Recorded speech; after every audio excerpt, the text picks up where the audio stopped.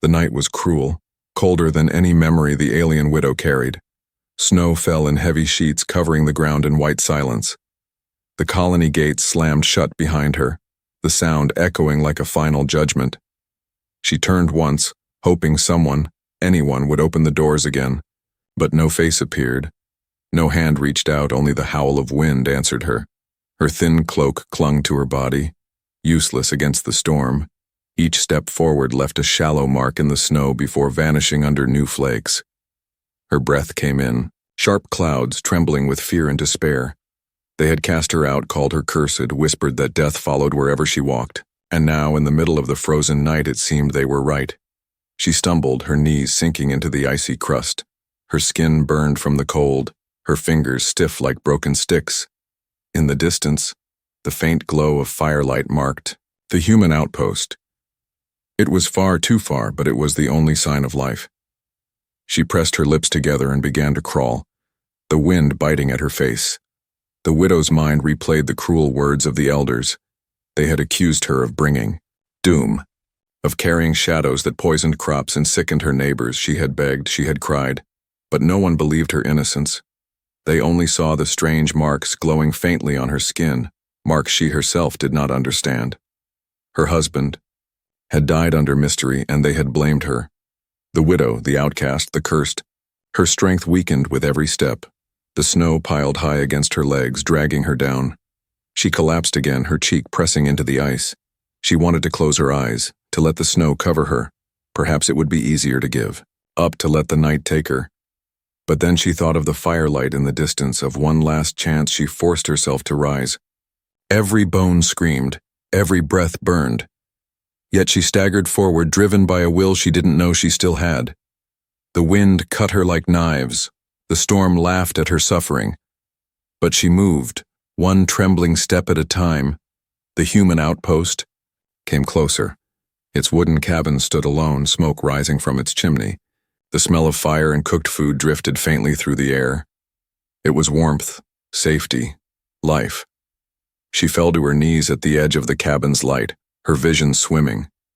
She knocked weakly on the door, once, twice, then her hand dropped. To her side, the door creaked open. A tall figure filled the doorway, a human dressed in heavy furs. His eyes, sharp yet kind, narrowed when he saw her. Snowflakes sparkled in his beard. He hesitated only for a moment, then stepped forward.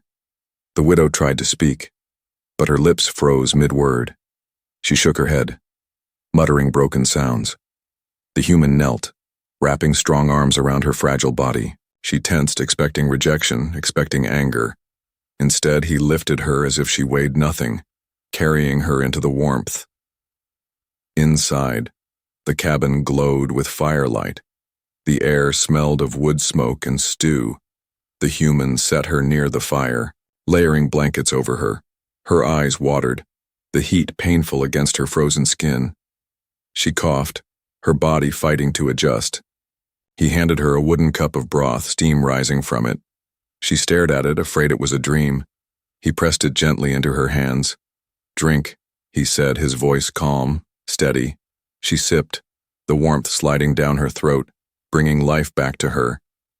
The widow lowered her gaze. She whispered that she did not deserve this, that she was cursed. The human's brow furrowed. He said nothing at first, only stoked the fire higher. His silence was heavy, but not cruel. The storm outside roared louder, shaking the walls. The widow flinched as if the colony itself might burst in and drag her away. She pulled the blanket tighter, eyes darting to the door. The human noticed. He said firmly, "You are safe here." His words were simple, but they struck her like lightning. For the first time since her exile, she felt a spark of warmth, not from fire, but from hope. The silence stretched, broken only by the crackle of flames.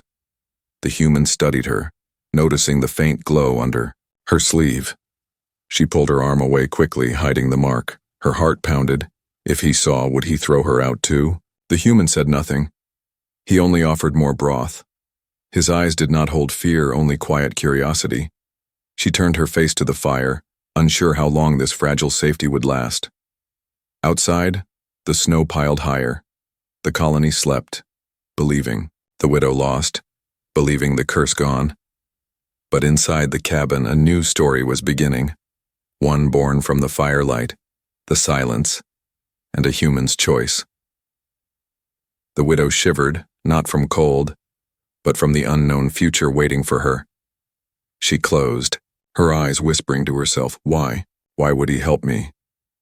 Her voice was almost lost under the storm, yet the human heard, and though he did not answer, his steady hand on her shoulder was enough.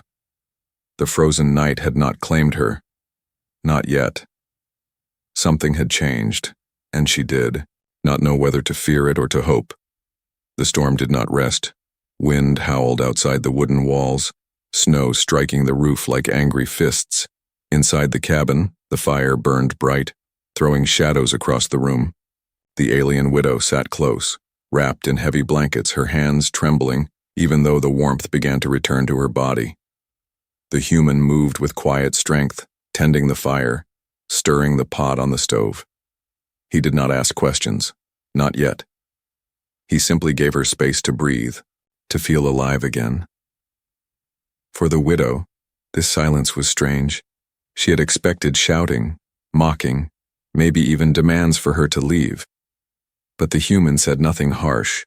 His silence felt heavy, but not cruel. Her eyes wandered around the cabin. It was simple but strong. Wooden beams held the roof. Animal skins covered the floor. A few tools and weapons rested near the wall. Everything had a purpose, nothing wasted. She felt out of place, a broken shadow in a home filled with steady life. The human placed another log on the fire. The sparks rose high, filling the cabin with fresh warmth. He glanced at her, his eyes calm but sharp. She quickly lowered her gaze, pulling the blanket tighter around her shoulders. She whispered again that she should not be here, that she was cursed. The human finally spoke. His voice was deep, steady. "You'll die out there," he said. "Better to fight the storm inside than lie frozen in it." His words were simple, but they carried weight. He did not say he trusted her. He did not say he believed her. But he had chosen to keep her inside, and that alone shook her heart. She tried to explain, her voice hoarse. "They left me, because of what I am." Her fingers pulled at the edge of her sleeve, covering the faint glow beneath her skin. "You don't understand," she added. Her eyes filled with fear. She expected him to notice, to demand answers. Yet he only leaned, back in his chair, his face unreadable. The pot on the stove bubbled, filling the room with the smell of stew. The human filled a bowl and set it in her lap. She looked at it as if it were treasure. For days, she had starved, wandering the streets. Before her exile, now the hot steam rose into her face, promising life. She ate slowly, unsure if she had the right to take such kindness. The human studied her as she ate. His expression was thoughtful, not suspicious, not hateful. He seemed curious, as if trying to piece together a puzzle. She noticed and lowered her head. Her heart beat fast. Was this safety real? Or was it only a moment before another rejection? The storm outside grew worse. Wind pushed against the windows, making the wood creak. The widow flinched, every sound reminding her of the voices of her people, of the accusations and curses thrown. At her, she had begged them to believe she was innocent, begged them not to leave her in the cold, but their eyes had been full of fear, not mercy. The human's voice broke through her thoughts. "What did you do to them?" he asked quietly. Not harsh, not accusing. The question made her freeze. Her spoon stopped mid-air. She shook her head. "Nothing," she whispered. "I never hurt them. Never. But they see me, and they see death." The human leaned forward, the firelight reflecting in his eyes. "Death?" he repeated. She nodded, her shoulders trembling. "My husband died, and they said it was me. They said the shadows in my blood took him." Her hands shook, the bowl rattling. She pressed it to the floor quickly, afraid she might spill it. The human did not laugh. He did not call her a liar. He sat still, watching her with a heavy gaze. Then he said, "People fear what they don't understand." His words were plain, but they struck deep. She stared at him, shocked. No one had ever spoken to her that way. The fire popped, sending sparks into the air. The silence stretched again, but this time it felt different, not empty, but heavy with unspoken truths. The widow lowered her head, tears slipping down her cheeks. She whispered, "I should not be here. If they find me here, you'll suffer too." The human shook his head. "If they come, they'll face me first," he said. His voice carried no doubt, no hesitation. The widow gasped softly. Her heart thudded painfully in her chest. No one had ever stood for her. No one had ever chosen her side. She looked at him through tear-blurred eyes, trying to understand. Was he foolish, or was he truly different from the others? She wanted to believe, but fear gripped her too tightly. The night dragged on. The storm outside roared, but inside, the fire burned steady. The widow dozed, exhaustion finally pulling her into sleep. In her dreams, she saw the faces of those who had turned away. She saw the snow swallowing her. She woke with a start, her body shaking. The human was still there, sitting by the fire, axe resting against his chair. His eyes were half closed, but alert, watching the flames. She stared at him, wondering why he had not thrown her out, wondering what price he would demand later. Yet when he noticed her awake, he only nodded and tossed another log on the fire. His voice was calm. "Sleep, you're safe here," he said. Her chest tightened. Tears slipped down her cheeks again, this time not from fear, but from something she had forgotten long ago. Hope. The morning came slowly, gray light slipping through the cracks in the wooden cabin. The storm had passed, but the cold remained. Bitter and sharp, the alien widow sat near the fire, her hands wrapped around a warm cup.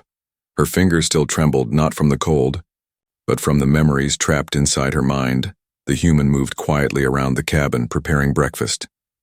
He didn't speak much, but his silence felt safe, not cold. It gave her time to think, time to breathe. She had slept under his roof, eaten his food, shared his fire, and yet a storm still lived inside her, one that no fire could chase away. The human sat across from her, chewing on dried meat. His eyes studied her, not with judgment, but with patience, as if he was waiting for her to speak when she was ready. She stared into the flames, then finally whispered, "Do you believe in curses?" The question hung in the air like smoke, heavy and unclear. The human didn't answer at first. He took a slow sip from his mug, then said, "I believe people see what they fear." The widow looked down, her voice barely a breath. "Then they fear me." The fire cracked loudly between them. She reached under her cloak and pulled up her sleeve, revealing the glowing marks on her arm. Soft patterns of violet light moved slowly beneath her skin, pulsing like a heartbeat. "They called me cursed," she said, "even before my husband died." The human leaned forward slightly, looking at the marks, not with fear, but with interest. "Does it hurt?" he asked. She shook her head. "No, but it scares them. They say the marks are poison, that they spread death. I was born with them, hidden, but as I grew, they became brighter. My husband said they were beautiful at first. He kissed them, said, they made me different, special." Her eyes filled with tears. "But when the sickness came to the village, when crops failed and animals died, they changed. They said I was the cause, that I had brought death into their homes." The human's jaw clenched slightly, but he said nothing. I tried to explain. She continued, "But then my husband fell ill. He died in his sleep. No wounds, no warning, just gone. And I woke up beside his cold body." She covered her face with her hands, shaking. "They came for me that morning, dragged me from our home, called me witch, shadow-touched, demon blood. They didn't even bury him. They burned everything and threw me out." Silence filled the cabin again, but this time it was heavy with pain. The human stood slowly, walked over, and placed a hand on her shoulder. It was a simple touch, but it made her flinch. You don't have to fear me, he said gently. I don't believe in curses, I believe in people. And sometimes people suffer for reasons that have nothing to do with magic. She looked up at him, her eyes red. Then why am I still alive? Why didn't the cold take me? Because you fought, he replied. Because something in you refused to give up. She tried to smile, but it faded quickly. You don't understand these marks. They glow brighter when I feel things. Pain, anger, fear, and sometimes I feel something inside me shift, like a power waking up. I don't know what it is, but I'm scared of it. The human nodded. Then we'll figure it out together. Together? She asked, her voice trembling. Yes, he said. You're not alone anymore. The widow blinked in disbelief. That one word, together, felt like sunlight on frozen skin, but the peace didn't last long. A loud howl echoed in the distance. Not from wolves, but from something else, something artificial. The human stepped to the window and pulled the curtain aside. His eyes narrowed. A red light blinked far across the snowy plain, moving slowly. Patrol drone, he said. They're searching. Her body went stiff. They know I'm gone. They're coming for me. The human stepped back, grabbed a rifle from the wall and checked its charge level. Let them come, he said. I won't let them take you. Her heart pounded in her chest. She stood slowly, staring at him. You would fight your own kind for me? I don't fight for lies, he replied, and I don't leave people out in the snow to die. She swallowed hard, her voice shaky. If they catch me here, they'll burn your cabin. They'll say you're cursed too. He gave her a quiet smile. Then let them. I can always build another cabin. I can't build another life if I let someone innocent freeze. Tears welled up in her eyes again, not from fear, but from something warm, something she hadn't felt in a long time. Thank you, she whispered. The red light outside blinked again, closer now. The human turned to her, calm but firm. We need to prepare. If they ask questions, you say nothing. I'll do the talking. She nodded. All right. For the first time in what felt like years, the widow didn't feel like a curse, she felt like a person, and someone had finally chosen to stand beside her, not behind her, not above her, but beside her. The red light grew brighter as the drone moved through the snowy woods, slow but steady. It scanned the land with a thin laser beam, cutting across the white landscape like a silent blade. The alien widow stood by the fire, staring at the window with wide, fearful eyes. The human watched too, his jaw tight. He set down his mug, grabbed his coat, and opened a hidden chest under the floorboards. Inside were old tools, a hunting rifle, extra rations, and something older, a set of metal traps and signal jammers. He tossed the jammer onto the table and powered it up. They'll lose tracking when they get close, he said, but we don't have long. The widow pulled her cloak tighter, her voice low. If they see me here, they'll destroy everything. They'll call you a traitor.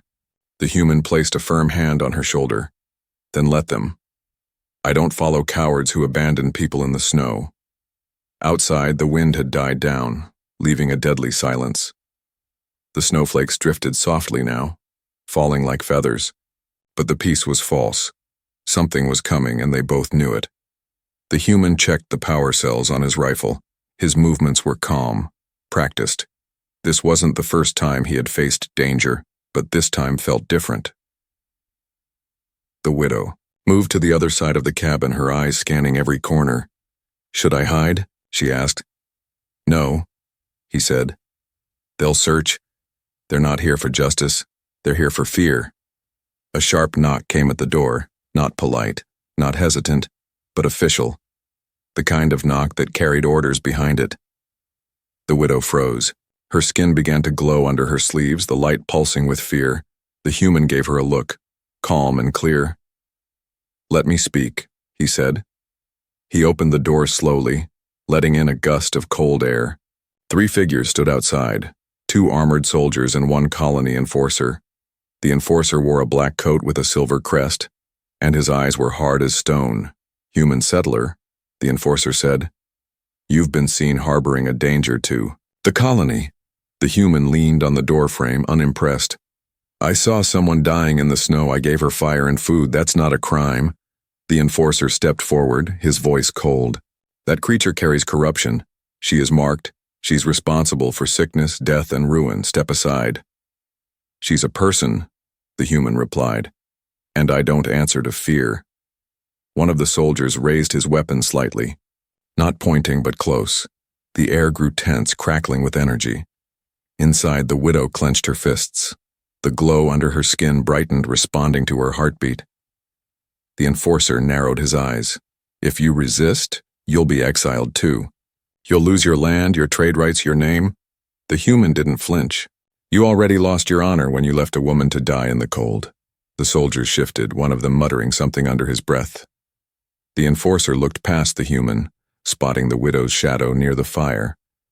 There she is, he said. Step aside now, or we take both of you. The human raised his rifle slightly, just enough to make a point. Try it. For a long moment, no one moved. The wind pushed softly against the trees. The fire crackled behind them. Then something unexpected happened. The widow stepped forward, slowly, her face pale but steady. Don't, she said, her voice stronger than before. Don't fight for me, it's not worth your life. The enforcer smiled coldly. See? Even she understands her place, but the human shook his head. No, she's wrong about that. She doesn't know her worth yet. But I do. He turned his body just enough to shield her completely. If you're going to take her, you'll have to go through me. Silence fell again, thicker than before. One of the soldiers lowered his weapon. Sir, we weren't told there'd be resistance, he said quietly. Just recovery. The enforcer's eyes burned. This isn't resistance, this is defiance. But the second soldier shifted uncomfortably, glancing at the widow's glowing skin. She doesn't look cursed. She looks scared. Enough, the enforcer barked. We follow orders. The human stepped fully outside now, door wide open. Then you know the law. A settler's home is protected unless proven hostile. You bring evidence or you walk away. The soldiers hesitated, looking at each other. The enforcer clenched his fists, then finally cursed under his breath. We'll be back, he said, with papers, with proof. And when we return, this house will burn with her inside. He turned sharply and walked away, the soldiers following him through the snow, their boots crunching loudly. The human watched until they disappeared into the forest. He stepped back inside, shutting the door. Behind him, locking it tight, the widow stared at him, her voice shaking. You didn't have to do that. He looked at her, serious but calm. Yes, I did, he said, because this world won't change unless someone says enough. She took a step closer, her eyes wide, with something new. Not fear, not sadness, but something close to trust. You could lose everything, she whispered. He gave a soft smile. Then maybe it's time to build something better. The fire behind them roared softly, and outside, the sky began to clear, revealing a pale morning sun. But danger was not gone. It had simply gone silent, waiting to return. The fire had burned low, casting soft orange light across the wooden walls. The human sat sharpening a blade, his movements slow and calm. The widow stood near the window, watching the snow-covered trees sway gently in the wind. The patrol was gone, but their words still echoed in her mind. She could still feel the enforcer's threat, his promise to return with papers and fire. The human didn't speak much, not after the patrol left, but he watched her more now. His eyes were not filled with fear, but curiosity. She could feel it pressing against her like the weight of a silent question. She didn't blame him. He had risked everything for her, his home, his safety, even his future. And yet he still didn't know the full truth, not really. Her heart pounded as she turned away from the window. Her voice came quiet. There's something I need to show you. The human looked up, setting the blade aside. All right, he said, simple as ever. She moved to the center of the cabin, standing near the fire. Slowly, she pulled back her sleeve, revealing the glowing marks on her skin. They pulsed slowly, like waves of light flowing beneath the surface. I told you they glow when I feel things, she said. Fear, sadness, anger. He nodded, waiting. But there's more, she whispered. Her hands trembled as she closed her eyes. For a moment, the room went still. Then the light under her skin began to grow brighter, rising from soft violet to a glowing silver. The air around her shifted, tiny sparks flickering like dust in sunlight. The flames in the fireplace leaned toward her slightly, as if pulled by invisible threads. The human stood slowly, eyes wide, not in fear, but in awe. I can feel the energy around me, she said, her voice distant. I don't know what it is, but it listens to me. It reacts to my emotions. The cabin's lanterns flickered without being touched. The spoon on the table trembled and slid slightly across the surface. I never learned to control it, she continued. I was afraid of it. I thought it made me cursed. But now, I wonder if it's something else. The light from her skin began to dim, slowly fading back to a soft glow. The fire calmed, the air settled. She opened her eyes, expecting to see fear. She had always seen fear, even in her husband's eyes, near the end, but the human only stepped forward, his voice steady. You're not cursed, he said. You're powerful. Tears welled in her eyes. But I can't control it. What if I hurt someone? What if I hurt you? Then we figure it out, he replied. Together. She covered her face with her hands, her voice cracking. No one ever said that to me before. He gently took her wrist, lowering her hands. Then it's time. Someone did. The moment stretched between them, silent and warm. But even in that silence, she felt something stir inside her. Something she had buried for too long. My husband, she said slowly. He tried to use my power. He thought he could harness it, sell it, control it. He experimented with ancient tech, tried to awaken something in me, something old, something dangerous. The human's brow furrowed. Is that how he died? She nodded. Yes, but I never told anyone. I was too afraid. They wouldn't have believed me. They would have killed me on the spot. She turned away, hugging herself. I still hear his voice in my dreams, whispering about control, about unlocking the old blood, I think. I think I carry something ancient, something from before the colony even existed. The human stepped beside her. You don't have to carry it alone. Her breath hitched. Why are you like this? Why are you helping me? He gave a soft smile. Because I've seen too much cruelty in this world. And when I saw you in the snow, something told me it wasn't your time to die. Her chest tightened. The fear didn't vanish, but it shifted, turning into something new, something fragile and bright. You're not afraid? She asked one more time. Afraid? He said. Sure, but I've fought off wild beasts, bandits, storms, and hunger. I'll take a strange light show over that any day. She laughed quietly for the first time, a sound soft and uncertain, but real. He looked at her closely. If your power is tied to your feelings, maybe you can learn to control it by understanding those feelings. She tilted her head. What do you mean? Start with trust, he said. Start with believing you're not alone anymore. She blinked, then slowly reached out her hand. Her palm hovered near his, and the light under her skin grew warmer, softer. It flowed gently into his hand, without pain, without force. The human didn't flinch. He held her hand carefully, as if it were both a torch and a promise. Outside, the clouds broke apart, letting thin sunlight touch the snow. Inside the cabin, something ancient stirred quietly, but this time it was not angry. It was awake and calm and waiting. The snow had stopped falling, but the air outside was sharp and tense. Clouds hung low over the forest like heavy stone. The world looked quiet. But inside the human's cabin, both of them could feel the storm coming back.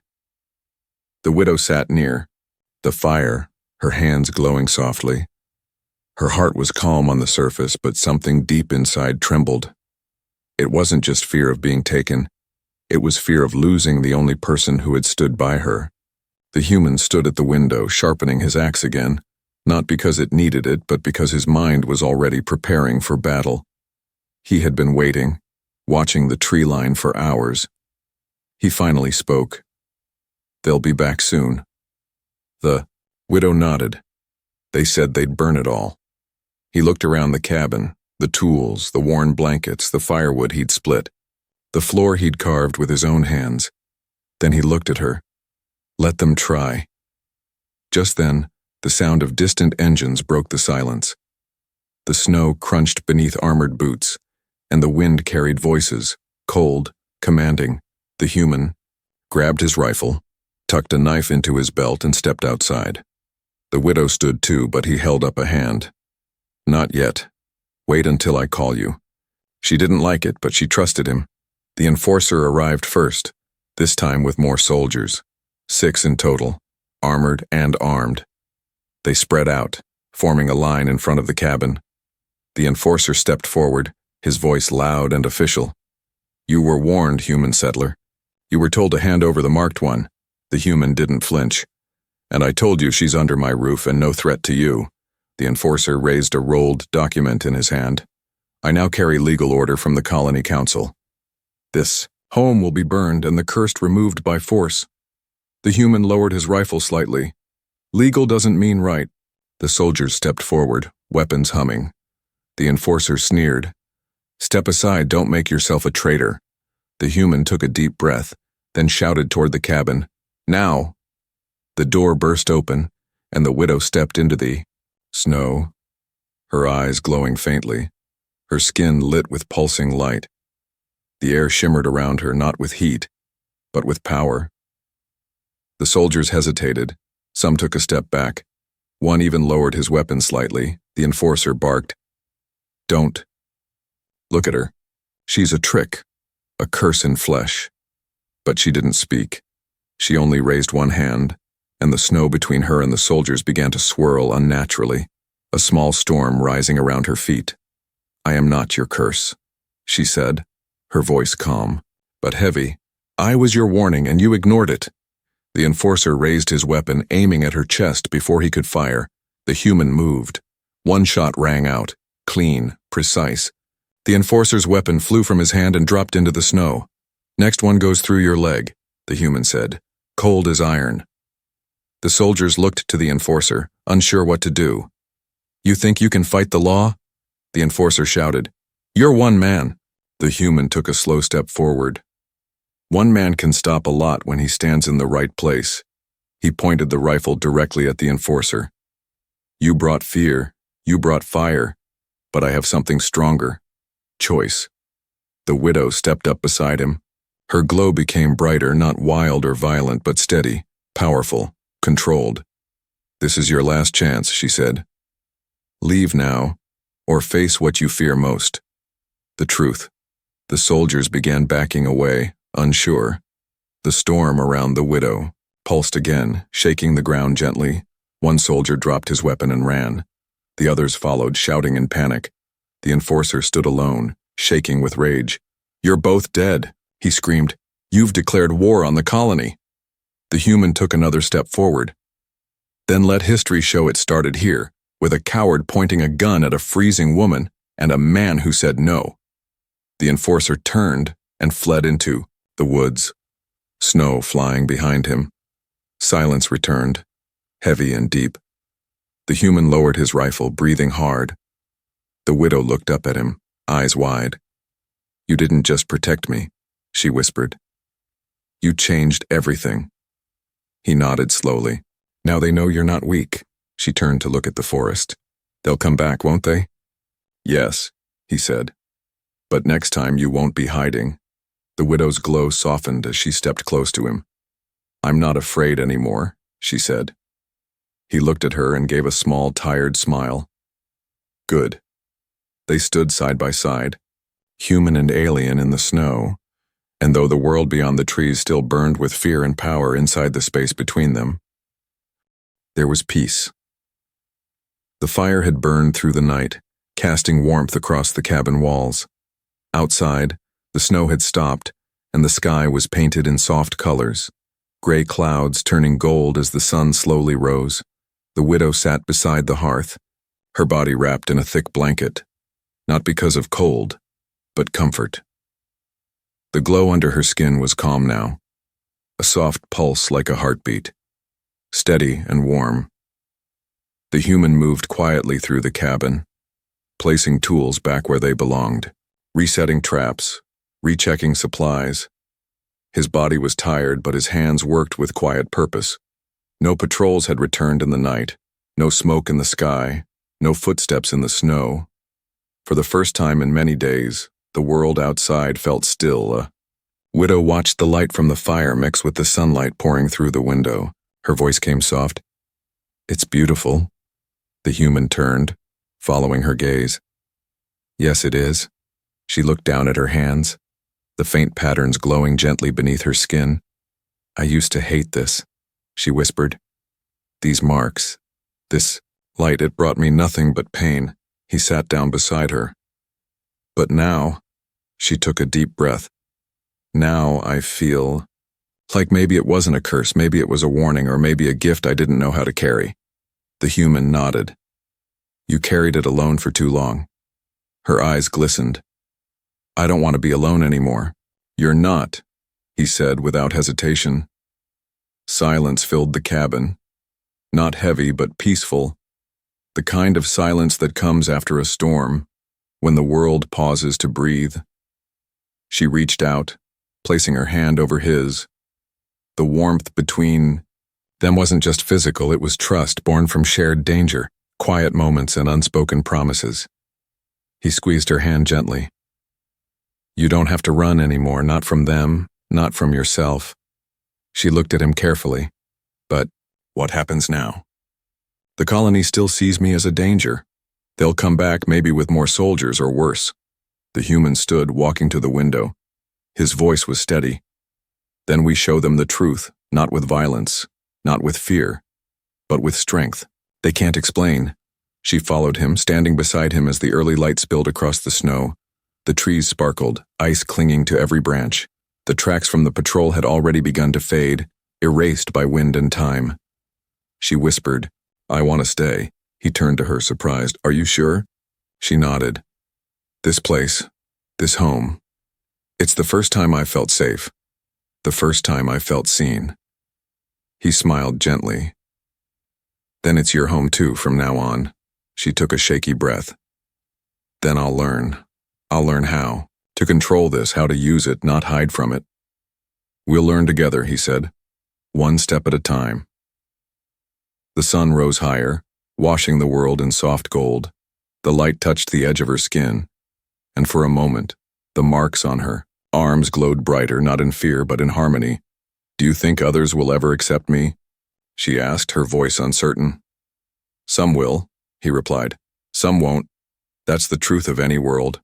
But the right ones will see you as you are, and that will be enough."